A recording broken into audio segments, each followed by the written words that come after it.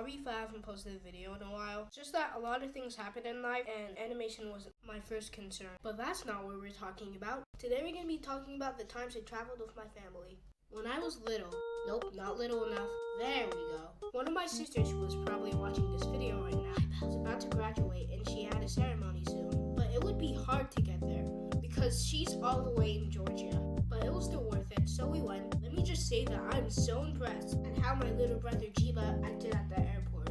I don't remember a single thing that happened there, but according to my mom, he was carrying the bags fine, the suitcases fine, and everything. And nowadays, he can't even lift a single bag without someone having to help him. You know those fast trains that airports have? He was doing just fine on those too. Anyway, when we got on the plane, we kind of fell asleep immediately. Let me just say, my brother is one of the biggest snorers in snoring history. A lot of my siblings say my dad snores louder, but wait till you sleep with this guy. Especially when you have to do it every night. Jiba's future girlfriend out there? Be careful. Anyway, that's all I can remember from the first story, but let's move on to the next. I know in my second video I told you about how I went to Guinea and stuff, but that was just hella bad, so let me redo it. So my mom was starting to miss my grandma a lot, and other family of course, but mostly her mom. My dad also has family there too, and he also missed them. So we booked a flight to Africa. The airport we booked with was in New York.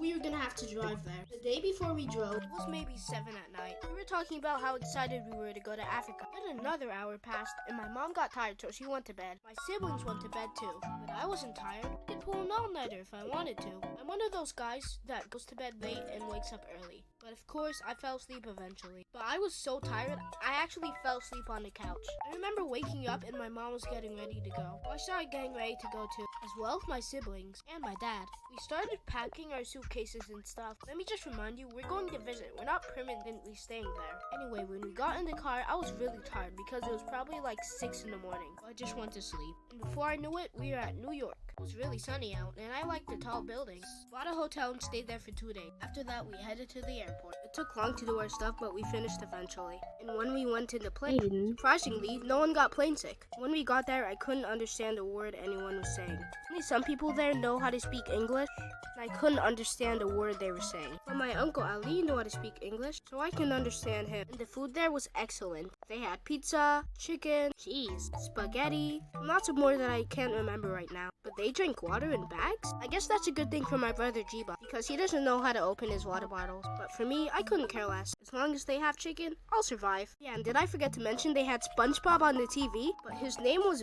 Bob LaPunge, and I couldn't understand a word he was saying either. He also had a maid and a cook. They were both very nice. And the cook had 2 children. I'll call them Frank and Steven. Whoa, what a lame name. Could you come up with better?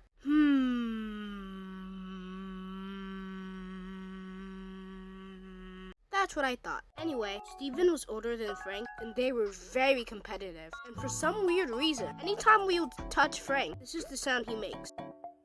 Don't ask why, that's the sound he'd make. He'd obviously still cry, but most of the times, he makes that weird sound. There's barely anything to do every day, and you may be like, don't you have a TV? Well, guess what? The description finished, and now we can watch TV! Unless the landlord pays for it. He won't, because anytime my mom calls him, he never answers. Anyways, we still have some stuff to keep us active. Our aunties and our grandma. Anytime we see one of their faces, start acting like babies. And I don't do that anymore.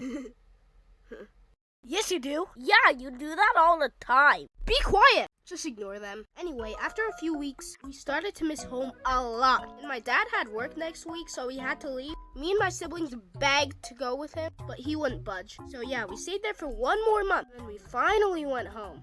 But midway then, our dad surprised us at New York. When I got home, not even joking when I say this, but 8-year-old Ibrahim literally started kissing the floors. Don't know what I was thinking, but I can't believe I missed home so much, to the point where I'm kissing floors now. Anyway, this next story was really recent, and another one of my sisters regraduating. Can't wait for my turn. Anyway, we went to Georgia again, rented a hotel, went to the ceremony, and after the ceremony, we had a nice feast.